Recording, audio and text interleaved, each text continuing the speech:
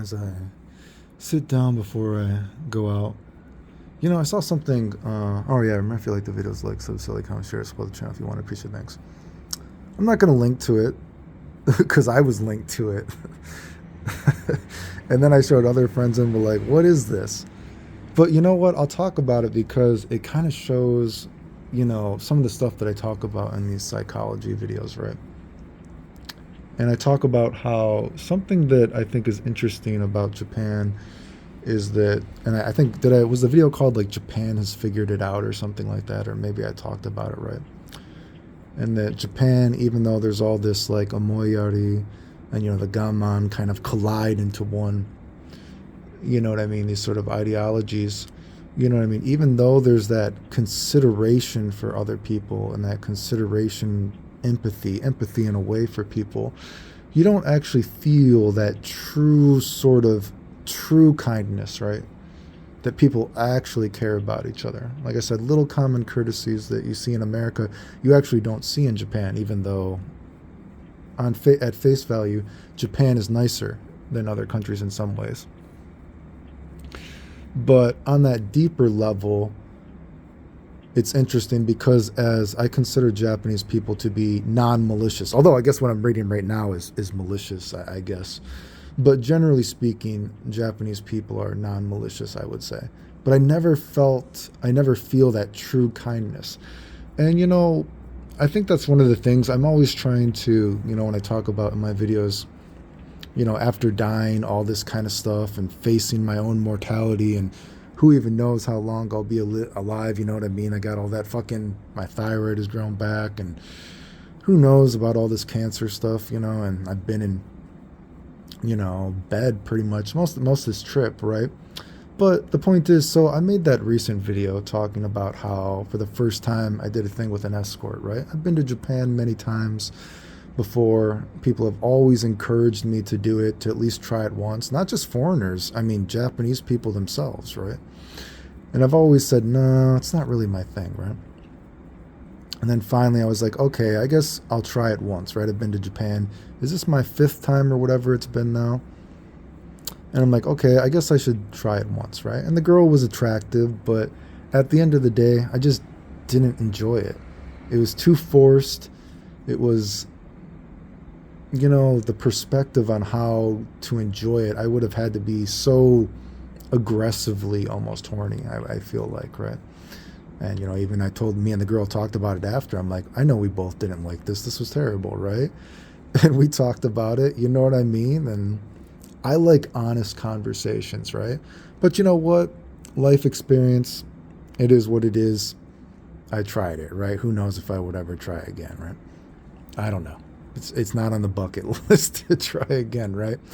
But the fact is, after I posted this video, some people posted my video of that then on Twitter and saying that I am a sexpat now and that I'm partying and I can only have sex with hookers and stuff like this. And I just saw and I'm like, what in this video is this? Is this the same person? Like, I'm partying, so I don't drink. I can't really drink because of health reasons. I can't really party because of health reasons. I'm in and out of the hospital my entire life. So I'm partying now. When have I gone partying? That's just, people have such a bizarre fantasy of what it's like to actually be sick, to actually, your doctor's giving you your will. We don't know how much longer you're going to be alive, right?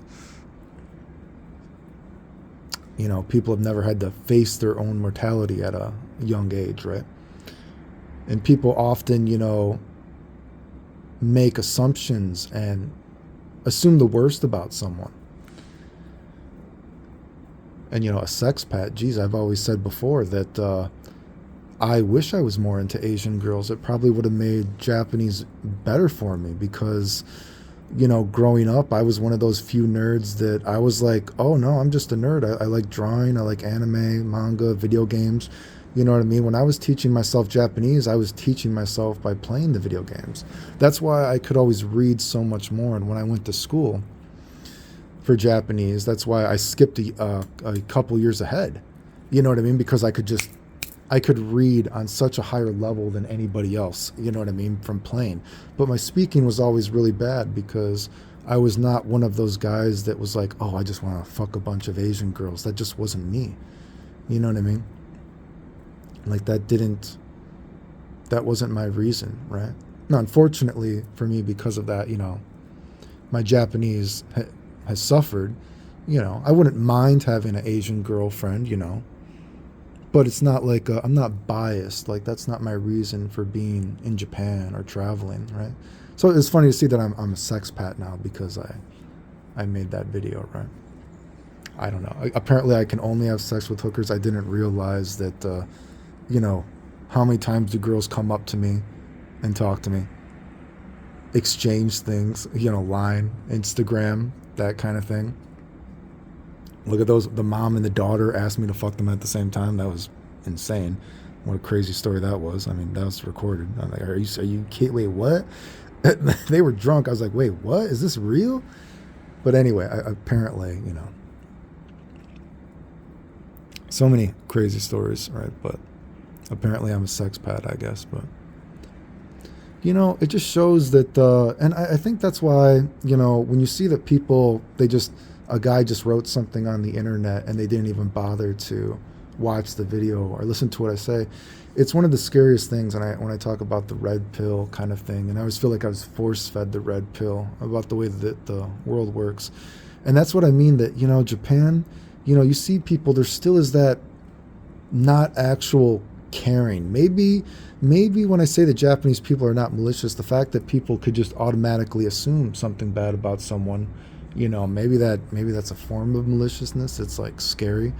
And I just feel like, again, when I travel the world and I go to these different countries, you've been to Muslim countries, and you're trying to find what is the real reason for living? What is the real reason that I'm still here? Like, how can I make the world a better place? You know what I mean?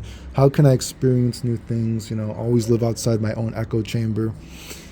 And I don't know. I'm still searching for that reason, so to speak. The reason that,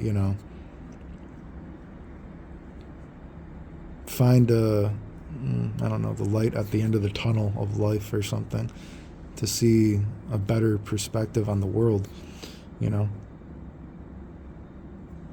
know. Anyway, I just saw that and I was like, did people even watch this video, or did they just looked at the title? They looked at the title like, oh, that must be what that's what happened. Like, did you read the title? What? I mean, I don't know. It's weird. Again, I always say that for me personally, I always feel like when somebody questions my morals, that's the weirdest thing to me, because it's like, dude, I've literally sacrificed my life. And I know you guys would not do what I've done. You know what I mean? I know you guys would not help people while you're dying. You know what I mean? And it's like, I'm the bad guy, dude. Like, come on, man. Really? I don't know.